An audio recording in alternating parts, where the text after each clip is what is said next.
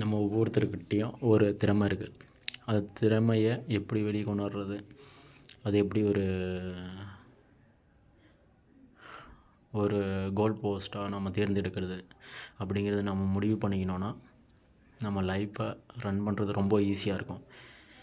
அது தெரியாமல் தான் நம்ம பல இடத்துல ஸ்டக்கப் ஆகி அங்கே வெயிட் பண்ணிகிட்ருக்கோம். இது மிகப்பெரிய பிரச்சனை. இதனால தான் என்னென்னு முடிவெடுக்க தெரியாமல் நம்ம யங்ஸ்டர்ஸாக இருக்கட்டும், ஸ்கூல், காலேஜ், அதுக்கப்புறம் ஏன் லைஃபே 90 வயசுக்கிட்ட வாழ்ந்தவங்க கூட அப்படி தான் நடந்துட்டு வராங்க. இது மிகப்பெரிய புரிதல் இல்லாமை. நீங்கள் எல்லா ஞானிகளையும் கேட்டால் விழிப்புடன் இருன்னு சொல்லுவாங்க. கண்டிப்பாக இருக்கணும். விழிப்புடன் இருந்தால் தான் உங்களுக்கு என்ன பிடிக்கும், உங்களால் என்ன செய்ய முடியும் அப்படிங்கிற விஷயமே உங்களுக்கு தெரியும். அது கொஞ்சம் கொஞ்சமாக எப்படி அந்த கோல் போஸ்ட்டை நோக்கி நம்ம போகிறது அப்படிங்கிறது தான் விஷயம். நாம் எந்த காலகட்டத்துலேயும் நம்ம கோல் போஸ்ட்டை ஒரு குறிப்பிட்ட இடத்தோட நாம் நிறுத்திடக்கூடாது.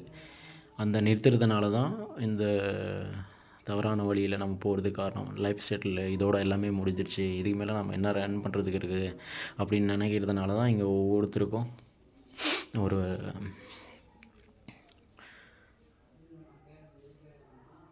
இதுக்கு மேலே என்ன இருக்குது அப்படின்னு நினைக்கிறதுனால தான் ஒவ்வொருத்தரும் ஒரு மது பழக்கமோ இல்லை நிறைய விஷயம் இதில் இருக்குது. அதான் நம்ம இறக்குற வரைக்குமே நம்மளால் நம்ம அச்சீவ் நோக்கி போக முடியும். அந்த போகிற புரிதல் இல்லாதனால தான் இங்கே நிறைய விஷயம், அதுவும் தமிழ்நாட்டுக்குள்ளே நிறைய விஷயம் இன்னும் செயல்படுத்த முடியல. புதிய கண்டுபிடிப்புகள் நம்மளால் செய்ய முடியல. புதிய முயற்சிகள் நிறைய விஷயம் இருக்குது. ஸோ அதெல்லாம் நம்ம எப்படி